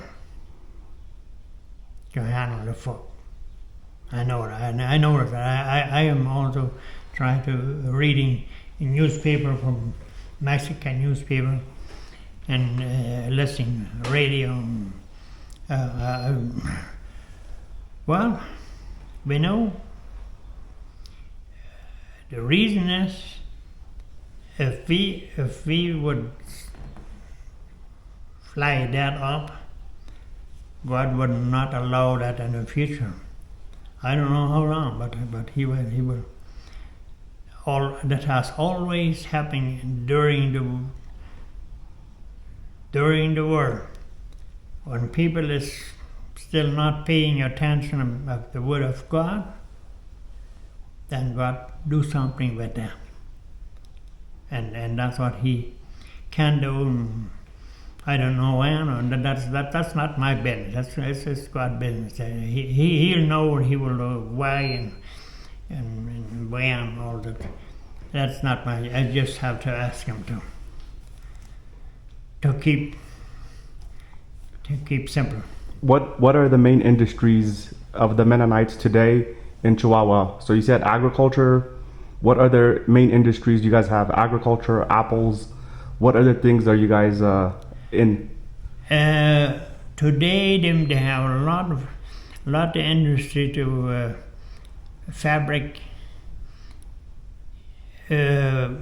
farm machinery and sent it to the United States. That's what I can't believe. When I was 30 years, and I went to the United States to buy farm machines, use farm machinery. Today, new farm machinery was built over here. They sent it to the United States. And who's making this new farm equipment? The Mennonites? Yeah, close to where you sleep. Wait. Do you remember where the museum? Do you? Yeah. Okay. Across the highway from museum, there's a big part where they sell farm machinery, used farm machinery from the United States. But back in the backyard, they have a industry where they produce the farm machine. Big. I don't know how big. I've been there. It's a good friend of mine, the owners, two brothers. So before you guys bought tractors from the United States, now you guys are sending it to the United States. Yeah, but they don't build tractors. No. They plows and rakes and like that. Attachments. No, not tractors. Tractors and combines, they still come from the United States, all of them. No, and also they have an industry of fabric where they produce the plastic tubes for irrigate. The pipes. Before they import it from the United States, now they export it to the United States. I mean, like probably is the same owner in Mexico from the United States. I wouldn't know that, but that could be because it's cheaper to produce it here. What are the difficulties the community faces? Like, what are the health difficulties that Mennonites have, if they have any? Well, I don't believe they have a big difficulty. One of them is we have young folks, not much, but we have young folks. They begin to use the drugs like that. But that's not a big. But if they do nothing with that, that could grow. I know. And no, we don't. Real, we don't have that kind of trouble. What about alcohol abuse? Do you guys have a problem with alcohol? Not that much. We have, but not that much. It looks like young folks. I see that when I grew up, boys drinking, and they go sleep. They drink. Today, no, they just drink a bit and to keep happy. They don't drink that way. It's even a problem. I know that because it could grow and they could probably in the future they wouldn't leave that. It could be. I don't know. But I have been see that I have been sometimes they invite me to speak to the young folks. What I have lived, my experience, and they're good boys. I know that it's very good to come and say thank you like that. Very good. And if I see once in a while, I see they no, he can pay there. Once in a while they drink, but they don't drink that much. They don't. But even that is not good, because young people they could be begin to need to drink. They wouldn't leave that. It could be, but that's not my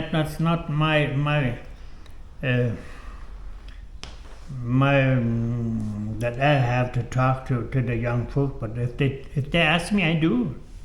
Once in a while, I do. Now, one of the things I read on the internet is that Mennonites do not divorce. The divorce. If you married in the church, that's for lifetime.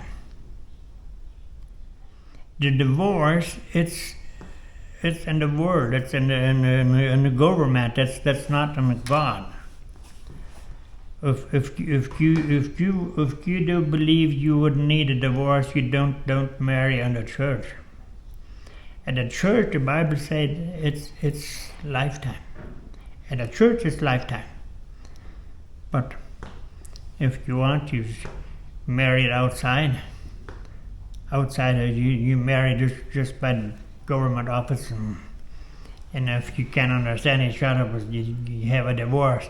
The Bible don't give a divorce. No. The Bible gives a kind of, you don't understand each other. Real you don't understand. You get to have problems day and night. You have problems. You can leave each other, but you cannot not touch another. The man cannot touch another woman, and the woman also cannot touch. If you cannot, the divorce they give you the. Okay, you go ahead.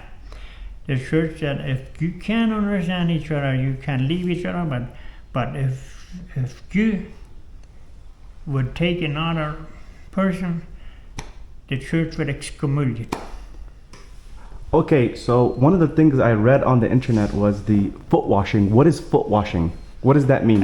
Foot washing it's just a símbolo. In Spanish, it's a símbolo. It's a symbol. It's a symbol. Yes, a symbol that keep you down. If that you don't have exactly foot washing, but you have to be simple to nobody who it is. I mean, no matter who it is. If it is rich or is it poor people or is it that's the way to keep you simple.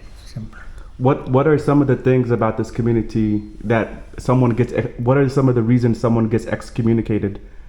Like, what are those things? Well, they if they had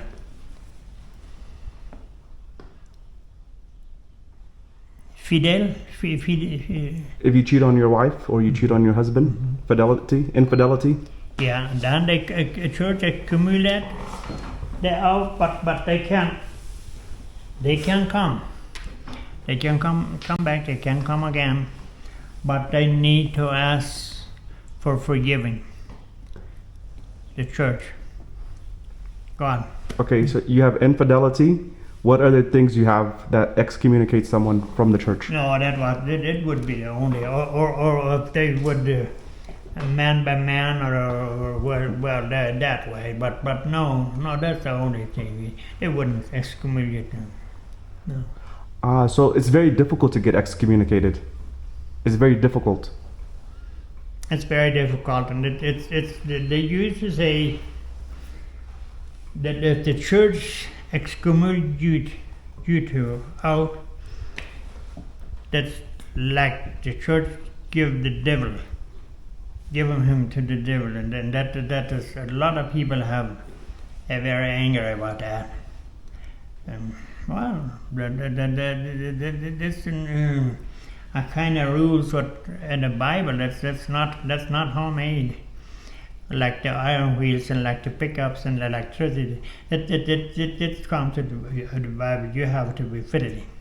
So some of the things that people have said is that before people had 8, 10, 12 children. How many children do people have today? Like the Mennonites, how many children do they have today? Oh, but it's very different. Me and my wife, we have been 57 years married. We have 8 children. But all folks, all children have 4, 5. A lot of people have 2. It's very different. They don't. The church used to say, you don't. They should ask. They don't give an order.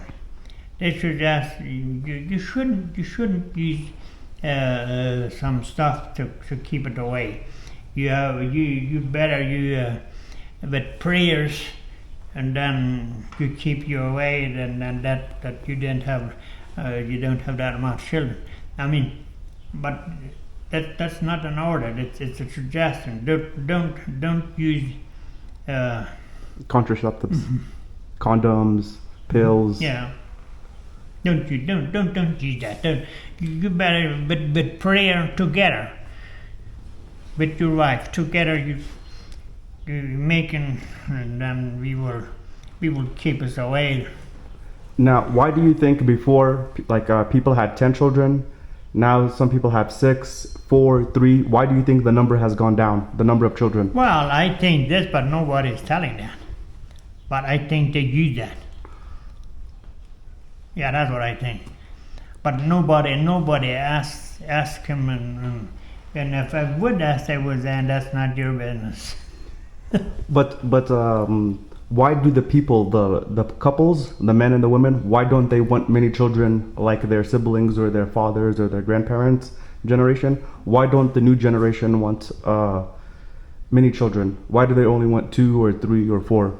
Why don't they want many? Well, each human is a compromise. If you have 8 children, you have 8 attention. You have, and if you have 2, you have just 2. You attention.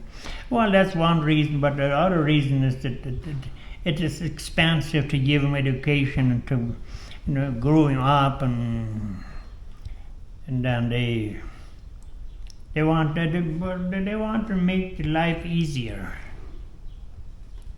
Now, in your generation, like you personally, how many years of school did you get? How many years of school did you have? Just about 13 years old.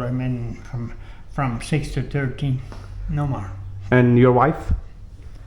Also, but my wife, the parents of my wife, they was poor, very poor, and they went to Canada to work.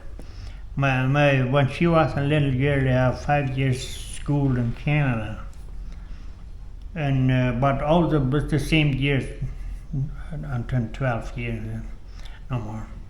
And what about today, the new generation? Do they get more than 13? They don't. The traditionals don't have the same years. But they have a different school. They build it up with Amish people helping, and they have a new system. They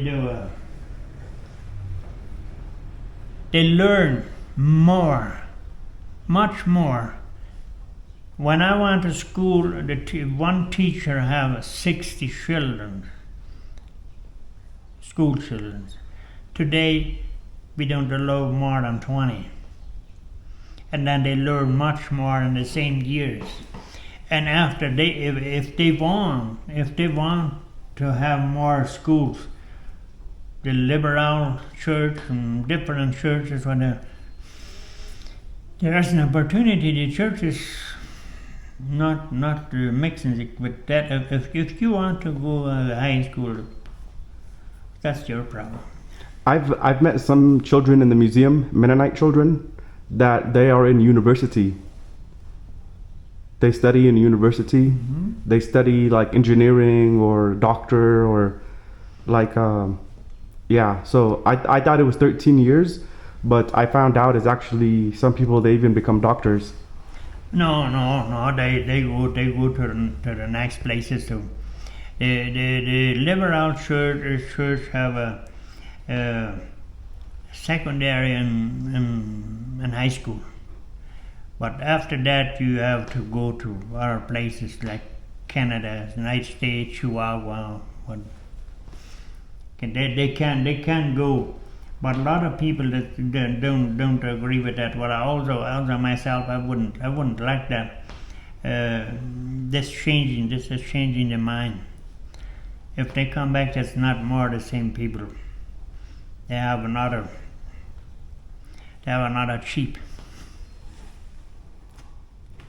Yeah, the Mennonites are scared to die poor. They want to die rich. The ones in Mexico. Yeah. Or all of the Mennonites, or only the ones here? Not all of them, but mostly the people used to. Well, they used to be have their own money, but not that much like over here in Mexico. Not that much. And why do you think the Mexican Mennonites are the most industrious? Like, why are you guys special? Well, I think that the reason is that we have a lot. No, we have more kind of churches.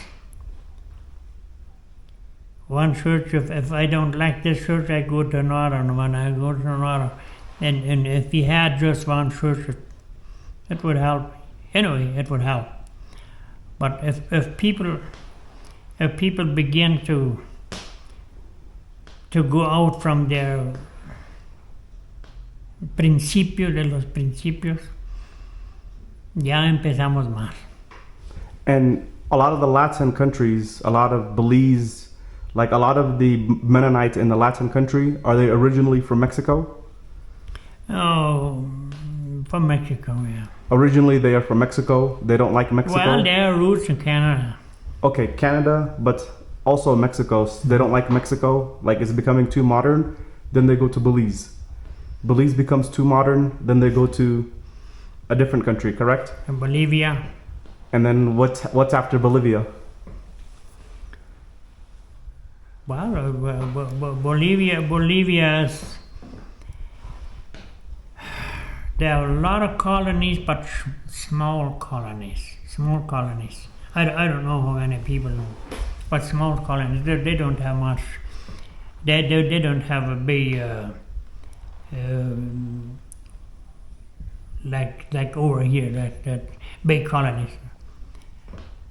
And they handle each other by herself.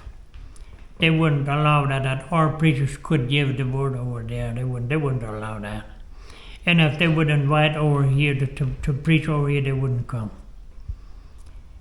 That, for me, it's wrong.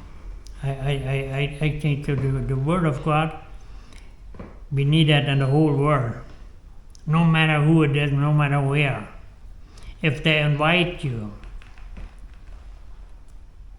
to talk from the word. If you're a preacher, I think you should willing to do that.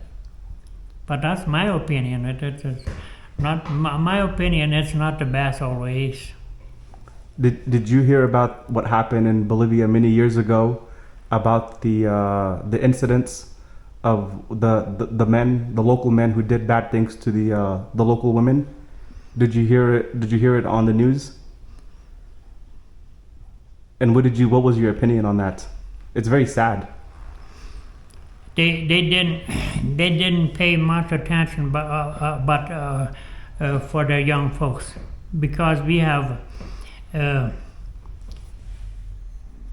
Well, not all what has happened over here is good, but we have at least places where the young folks at Sunday can come together, playing, talking, but people who's watching, older people is watching that they're on, and we have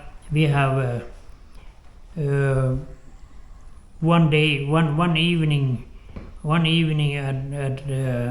a week, some of them Monday, some of them Tuesday, they have special invite for young folks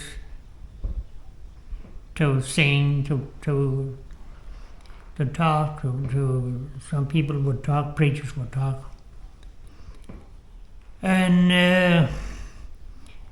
all that they don't have that in Bolivia. And like one of the things I read on the internet was that some of you guys were gonna go back to Russia. You guys were considering going back to Russia. Did that happen? Like in the internet, when I typed your name, they said some of the Mennonites, they were gonna go to Russia. Well, from Mexico, the Mennonites of Mexico, they were considering. What I know, there was invite. There was a group invite to come to Russia to immigrate to Russia, and then a group went to take a look and see what they can, what for problems or what the future they would have, and they didn't like that. Then they came back and have a meeting over here and was talking about what he has seen. Nobody has been willing to go to immigrate to Russia. But Russia has a lot of water. They have fertile land, lots of water. Yeah, I know. And the Ukraine, our people have lived 98 years in Ukraine. The Mennonites. Yeah. From 1774, 1778 probably, but 1874 they have been living in Ukraine. Very good land. They progressed very much. They did very good. And where did those Mennonites go? Or are they still living in Ukraine? Oh, they went out before the communism came. And what countries did they go to? To Canada. What country did they live there? No, from Ukraine. Then where did they go? Canada. Canada. Mm-hmm. Okay. So maybe you have like grandparents from the Ukraine? My great-grandparents, grandpa, died here in Mexico. He was born in Russia, probably 1880, who would not exactly know, but 1868 probably, big group of Mennonites immigrate from Russia to Canada. They immigrate because Russia didn't allow anymore that they could have their own schools, and they couldn't have more their German languages. That was the reason why they moved from Russia. And why did you guys move from Canada, from Manitoba and Saskatchewan? The same reason. The first World War 1914, In 1918, the government of Canada said you can't have more your own schools and you can't have more your German languages, because the whole world had it, was mad with Germany. And then our folks said if we can't our own languages and our own schools, we have to find where we can have that. Can someone be Mennonite and not speak German? Like if I want to be Mennonite, can I become Mennonite? Do all Mennonites, do they have to speak German? Well, at least at the conservador, at the traditional, yeah. But in a liberal, they speak Spanish and English. Like if I want to become Mennonite today, do I have to learn? You can go to the liberal. That's easier. Over here, you wouldn't like that. They have too much requirements. I have to learn the language. Well, at first. Oh, but if it's the religion, if God is accepting of everything, why does someone have to learn German if they can understand because the same? Our services are in German.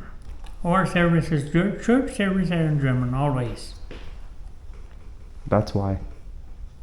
But the books, some of the books, they are in English or Spanish. Pardon? The Bible is in. It's in German.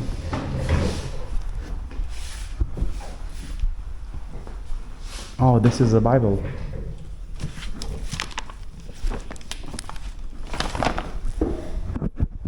Ah, it's in German.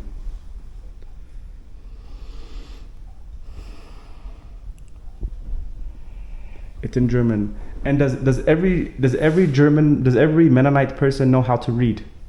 Does every Mennonite learn how to read? Learning what? How to read. Does every Mennonite know how to read?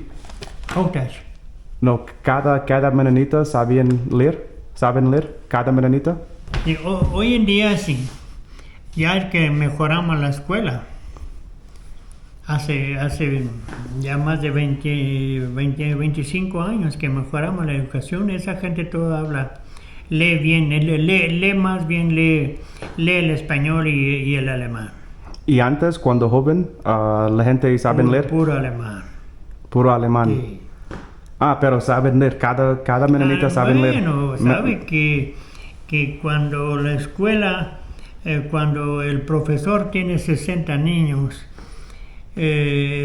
para tener los 6 años ahí, sí lee así un poquito, pero no leer así como se debe, no. Y por eso tuvimos que mejorar el sistema. So la gente tiene más inteligente en este momento. Los hijos Sí, es más. sí, ya todos los nuevos ya leen el español y el alemán normal. Y muchos hablan inglés. Muchos inglés, pero eso lo aprenden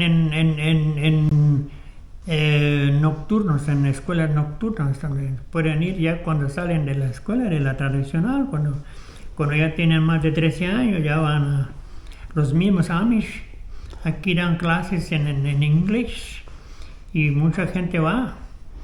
Okay, what is the connection between you and the Amish? Like, there's a lot of Mennonites in Kansas and Wyoming. Why don't they teach the English? Why are the Mennonites teaching it? Because they have better education than we had before. Very, very much better education they had, and then they are willing. They are willing to go in the world to help, and that's what they did. But there's Mennonites in Kansas, right? In Kansas, but they speak English. Why don't they come to? Why don't they come to here to teach the English? Oh, they have learned English or there. I never been in school to learn that English what I can talk. Where did you learn? Your dad?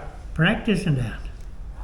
Practice. Wow. Get farm machinery from the United States and books and read books and listen radio and what do you think the future holds for the Mennonites here in Ciudad Cuauhtémoc, in this area of Chihuahua?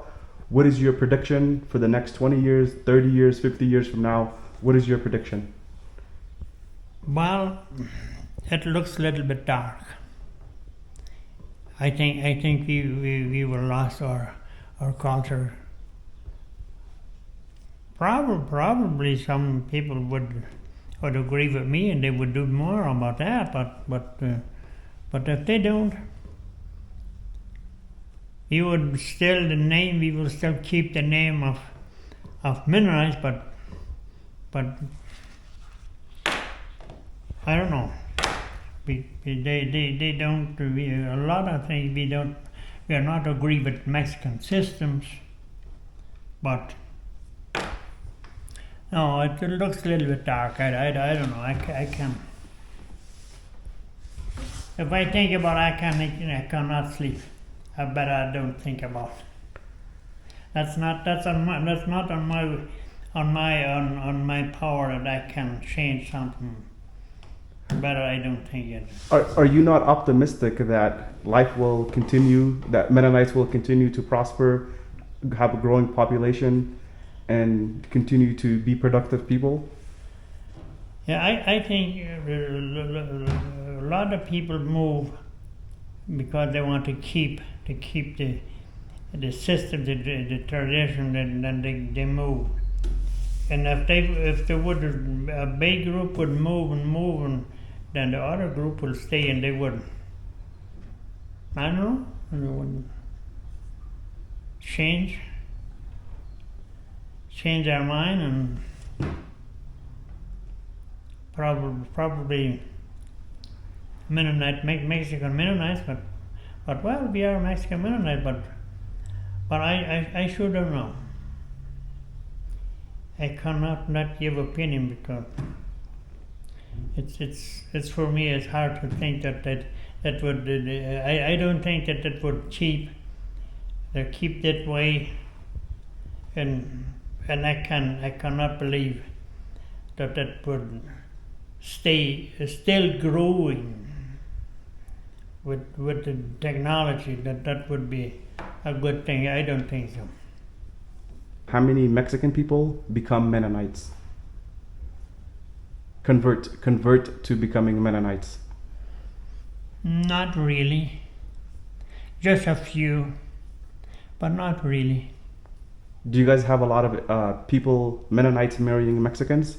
No, also no. Oh, it's very few. If they marry, because we have marriage, Mexicans and Mennonites, they're not much, but we have.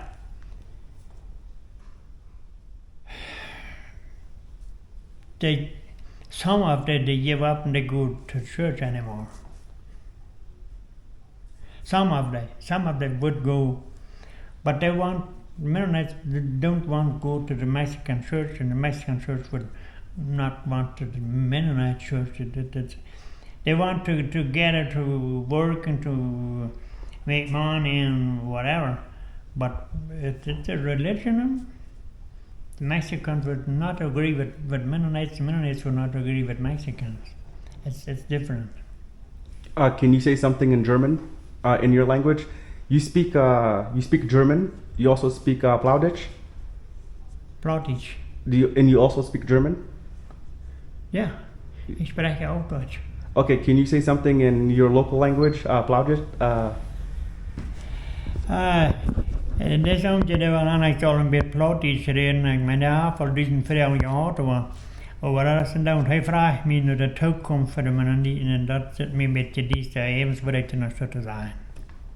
And then can you say something in German? Ja, ich spreche schon Hochdeutsch. Dieser Onkel, der möchte etwas mehr erfahren von den Mennoniten in der Zukunft, und mir sieht das ein wenig finster. Ich kann nicht eine genaue Antwort darauf geben, nicht mal genau, was ich davon denke. And can you say something in Spanish? Y mire, se está preguntando este señor sobre el futuro de los menonitas en México. No puedo realmente opinar porque veo el futuro un poquito oscuro. Probablemente, o sea, Dios sabe cómo y cuándo y por qué, pero no sé, no puedo dar una opinión en concreto de la pregunta que él me hace. And can you say what you said in English? No, en inglés no. Mr. Peters, what is one of the last things you would like to say to anybody? Do you have a particular message you would like to say? Any final words? Well, I would suggest to live more simple and love each other more love to God and have more time to the religion, not just money. The money, that's good to have, but money when we need that, but I would suggest to live more simple. Mr. Abraham Peters, he speaks many different languages, and he has been graceful enough to show me his home, his tractors, his horses, his pony, and to take a lot of time out of his day to explain the history, the history of Mennonites coming from Holland, going to Russia, to Canada, and then all the way to here, and then explaining about all the dynamic things between the Mennonites, the culture, the changes. So I thank Mr. Peters for that. He's been very welcoming, and may God give him many more healthy years in life. And thank you.